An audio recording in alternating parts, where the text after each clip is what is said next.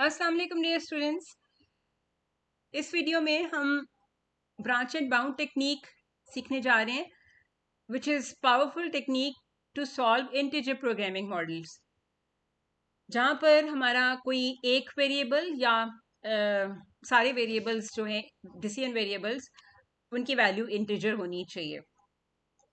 सो जो basic idea है इस तरह के प्रॉब्लम्स को सॉल्व करने का, उसमें सबसे पहले हमें रिलैक्स्ड सॉल्यूशन फाइंड आउट करना होता है। और इसका मतलब ये है कि हमने इंटीजर रिस्ट्रिक्शन हटा देनी है अपने प्रॉब्लम से और उसको सॉल्व कर लेना है किसी भी तरह से, चाहे आप ग्राफिकली कर लें, चाहे अगर दो वेरिएबल इन्वॉल्व हैं, अगर नहीं तो आप उसको सिंप्लेक्स मेथड या any variant of simplex method से आप उसको सॉल्व कर सकते हैं। सॉल्व करने के बाद रिलैक्स सॉल्यूशन जब आ गया तो अगर तो वो इंटीजर है तो ठीक है, नहीं है तो फिर हमें क्या करना है, ब्रांचिंग करनी है। सो जो वेरिएबल इंटीजर नहीं होगा उससे हम ब्रांच, अगर एक से ज्यादा इंटीजर नहीं है तो किसी भी एक से हम ब्रांचिंग कर सकते हैं।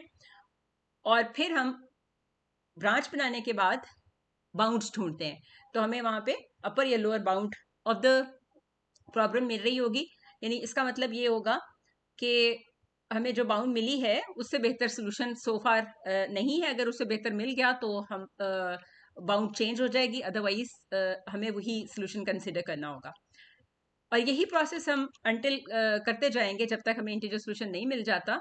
So it might sound a bit tricky, but don't worry, हम स्टेप बाय स्टेप एक एग्जांपल करते हैं और उससे ये सारा सीखते हैं कि कैसे ब्रांच एंड बाउंड टेक्निक काम करेगी इंटीजर प्रोग्रामिंग मॉडल्स को सॉल्व करने के लिए। सो ये हमारा प्रॉब्लम है, ये मैक्सिमाइजेशन प्रॉब्लम है। Maximize is equal to 5x1 plus 8x2 subject to the conditions x1 plus x2 is less और equal to 6 and 5x1 plus 9x2 is less और इक्वल टू 45। x1 और x2 both are non negative and both are integer, दोनों के दोनों integer हमें चाहिए। तो हम इसको सॉल्व करने की शुरू करते हैं। चूंकि टू डिसीजन वेरिएबल्स हैं इस प्रॉब्लम के अंदर, तो हम इसको ग्राफिकली भी सॉल्व कर सकते हैं। तो ग्राफ में हम हॉरिजॉन्टल एक्सिस पे x1 ले रहे हैं, वर्टिकल एक्सिस पे हम x2 ले रहे हैं। और सबसे पहले हम इस कंस्ट्रेंट को ड्रॉ करने के लिए हम line x1 plus x2 is equal to 6 draw करते हैं। हमारा x1 इंटरसेप्ट और x2 इंटरसेप्ट दोनों जो हैं वो 6 हैं, तो दोनों पॉइंट्स को ज्वाइन करें। This is the line x1 plus x2 is equal to 6, और लेस देन वाला जो रीजन है वो आपका ये वाला रीजन होगा, बिलो द लाइन। और दूसरी लाइन ड्रॉ करने के लिए भी हम इसके अगर इंटरसेप्ट ढूंढें तो आपका x2 intercept is 5, x1 intercept is 9, तो इन दोनों को ज्वाइन करके हमने ये लाइन बना ली। अब जो the non negativity constraints are x1 x2 both are non negative, तो हमारा जो फीजिबल रीजन बन गया वो ये वाला रीजन बन गया।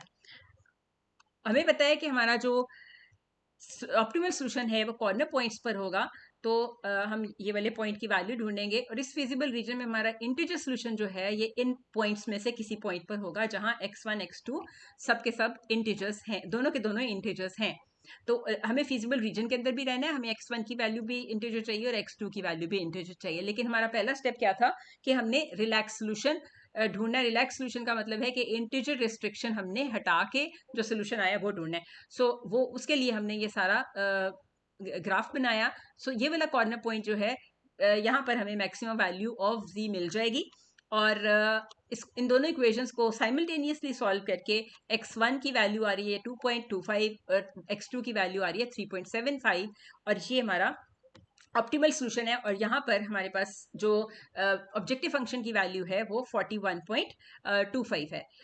अब इस ऑप्टिमल रिलेशन और हमारे इंटीजर प्रोग्राम का जो ऑप्टिमल एक्चुअली रिलेशन आएगा, सॉरी सोल्यूशन आएगा, उनकी आपस की रिलेशन ये है कि ये वाला रिलेशन हमें अपर बाउंड देता है। मतलब ये कि हमारा इंटीजर सोल्यूशन जो होगा वो लेस देन और equal to this objective value होगा। इक्वल तब होगा अगर ये दोनों इंटीजर आ जाते हैं, लेकिन चूंकि ये दोनों इंटीजर नहीं है तो लेस देन दिस वैल्यू होगा। अब हम आगे चलते हैं और देखते हैं। अब चूंकि ये दोनों इंटीजर नहीं है तो अगला स्टेप हमने क्या पढ़ा था कि हमने ब्रांच करना है। अब हमारे पास दोनों वेरिएबल्स इंटीजर नहीं है, x1 भी इंटीजर नहीं है, x2 भी इंटीजर नहीं है, तो हम x2 से ब्रांच करते हैं। तो ये हमारा feasible region along with relaxed solution है।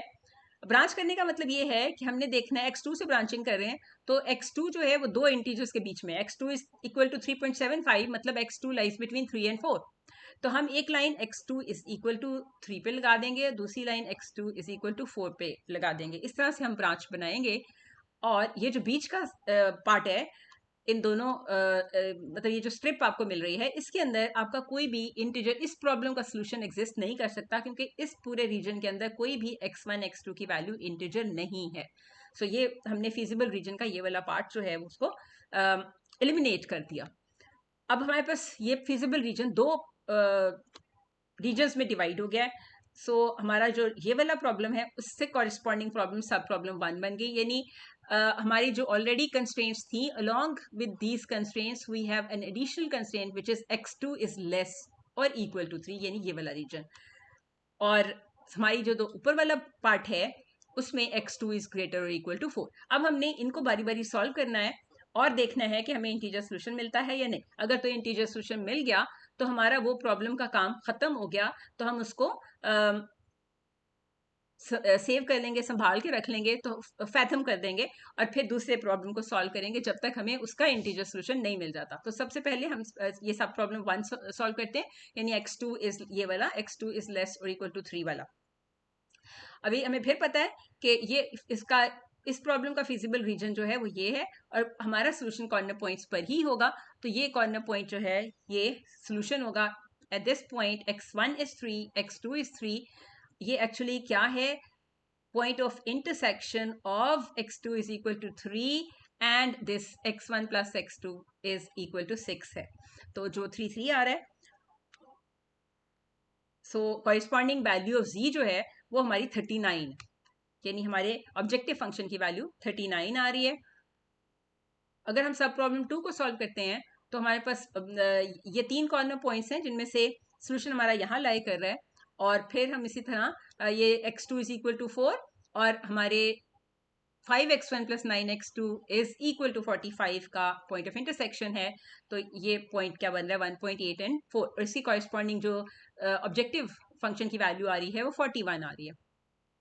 अब हमारा सब प्रॉब्लम 1 जो है उसका सोल्यूशन आपका इंटीजर आ गया है, उसमें ऑप्टिमल सोल्यूशन हमारा इंटीजर आ गया है। सो हम इस प्रॉब्लम को फैथम डिक्लेयर कर देंगे। सो यानी इसका काम खत्म हो गया। इसको अब हम एज बाउंड यूज करेंगे। यानी हमने क्या स्टेप देखे थे कि पहले हमने रिलैक्स एलपी सॉल्व करना है, फिर हमने ब्रांच करना है, और फिर हमें वहां से बाउंड्स मिलेंगे। तो हमें एक बाउंड मिल गया है हमारे ऑब्जेक्टिव फंक्शन के लिए। तो we are done with this, तो हमने इसको हटा दिया यहाँ से। अब हमने बाकी का जो सोल्यूशन ढूंढना है वो इस रीजन में ढूंढना है और इंटीजर ढूंढना है। तो अभी ये इंटीजर नहीं है और इसमें से एक वेरिएबल इंटीजर नहीं, मतलब x1 नहीं है और x2 है। इसका मतलब हमें ब्रांचिंग x1 से करनी, जो इंटीजर नहीं है ब्रांचिंग हमने वहीं से करनी है। सो x1 से ब्रांच करने का मतलब ये है x1 इज 1.8, तो x1 लाइज बिटवीन 1 एंड 2। तो हम x1 इज इक्वल टू 1 पे एक लाइन ड्रॉ करेंगे, x1 इज इक्वल टू 2 पे एक लाइन ड्रॉ करेंगे, और कॉरस्पॉन्डिंग प्रॉब्लम हमारा ये बन जाएगा। यहाँ पर ये चूंकि ये वो वाला रीजन है जहां x2 ग्रेटर और इक्वल टू 4 है, तो अब एक एडिशनल इस प्रॉब्लम के अंदर एक एडिशनल कंस्ट्रेंट आ गई, x1 इज लेस देन और इक्वल टू 1, ये वाला पार्ट सब प्रॉब्लम 3, और x1 इज ग्रेटर और इक्वल टू 2, ये वाला पार्ट सब प्रॉब्लम 4। अब ये वाला जो रीजन सब प्रॉब्लम 4 के हिस्से में आया है, इसमें कोई भी फिजिबल पॉइंट एग्जिस्ट नहीं करता, तो ये हमारा इनफिजिबल रीजन हो गया। जबकि इसमें आपका सोल्यूशन इस कॉर्नर पॉइंट पे है और वो बन रहा है x1 इज 1, x2 इज 4.44। अब फिर से हमें इंटीजर सोल्यूशन नहीं मिला और कॉरस्पॉन्डिंग वैल्यू हमारी z की जो है वो ये आ गई। इसका मतलब हमें फिर ये वाले, ये तो हमें इनफिजिबल मिल गया, इसलिए ये तो खत्म हो गई बात। अब हमने इसको फिर से ब्रांच करना है। अब ब्रांच कहाँ से करना है, x2 से, क्योंकि हमारे पास x2 की वैल्यू जो है वो इंटीजर नहीं है जबकि x1 की वैल्यू इंटीजर है।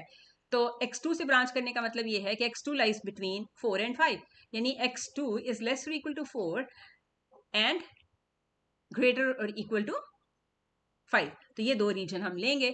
सो इस तरह से ये हमारे पास सब डिवाइड हो जाएगा, x2 इज लेस और इक्वल टू 4। अच्छा, उसमें अगर आप नोटिस करें तो हमारे पास सिर्फ ये एक लाइन ही बचती है, x2 इज लेस और इक्वल टू 4 में ये लाइन ही बचेगी अब, सिर्फ इतनी वाली। और इसमें हमें जो दो इंटीजर पॉइंट्स मिल रहे हैं वो एक 0 4 मिल रहा है, और एक हमारा ये वाला पॉइंट होगा जो कि होगा 1 4। अब दूसरा वाला जो रीजन है उसमें हमें x2 इज ग्रेटर और इक्वल टू 5, तो उसमें हमें सिर्फ एक ही पॉइंट मिल रहा है और वो ये वाला पॉइंट मिल रहा है। तो अब हम इनको फर्दर एनालाइज करते हैं। सो हमारे ये वाले प्रॉब्लम का सब प्रॉब्लम 5 का जो सोल्यूशन आएगा वो 1 4 यानी इंटीजर आ गया, ये भी खत्म हो गया। और ये इसकी कॉरेस्पॉन्डिंग वैल्यू जो मिलेगी हमें उसकी ऑब्जेक्टिव फंक्शन की, वो 37 होगी। ठीक है, अभी हमारी पहली बाउंड 39 है, हमें एक और वैल्यू मिल गई है विच इज 37, और ये वाला जो कंडीशन था x2 is greater equal to 5, उसमें वो सिर्फ एक ही पॉइंट बचा है, उस पर हमारे फंक्शन की वैल्यू आ रही है 40, राइट। तो इस तरह से हमारे पास ये एक ट्री सा बन गया जहां से आपको सब प्रॉब्लम सॉल्व करते करते इंटीजर सोल्यूशन मिल गए। तो आप इस ट्री को इस तरह भी देख सकते हैं। सो फर्स्ट ऑफ ऑल हमारा ये था जब हमने without considering integer condition solve किया था, फिर उसके बाद हमारे पास ये एक सोल्यूशन आया था और यहाँ से हमें मिल रहा है इंटीजर सोल्यूशन, और ये हमारे जी की वैल्यू जो है वो 39 है।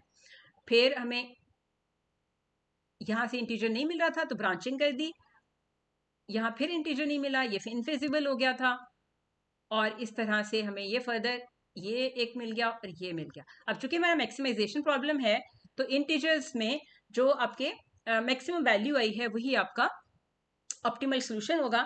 मतलब हमारा ऑप्टिमल सोल्यूशन यहाँ पे ये बन रहा है, यानी x1 इज 0, x2 इज 5 और z की वैल्यू कॉरेस्पॉन्डिंग जो है वो 40 है। So that is all. So I hope कि आपको ये ब्रांच एंड बाउंड मेथड समझ आ गया है, और आप इसी को अगर ग्राफिकल मेथड से सॉल्व ना हो सकता हो प्रॉब्लम, तो इसी तरह ब्रांचिंग करके प्रॉब्लम कॉरेस्पॉन्डिंग प्रॉब्लम किसी भी अप्रोप्रिएट मेथड से सॉल्व करके आगे चलते जाएंगे। टारगेट हमारा यही होगा कि हमें अगर किसी एक वेरिएबल को इंटीजर बनाना है तो तब जब तक हम सॉल्व करेंगे जब वो इंटीजर नहीं बन जाता, और अगर हमने सारे वेरिएबल्स इंटीजर चाहिए तो जब तक सॉल्व करेंगे जब तक हमारे सारे इंटीजर्स सारे जो वेरिएबल्स हैं उनकी वैल्यू इंटीजर नहीं आ जाती। Alright, take care, bye.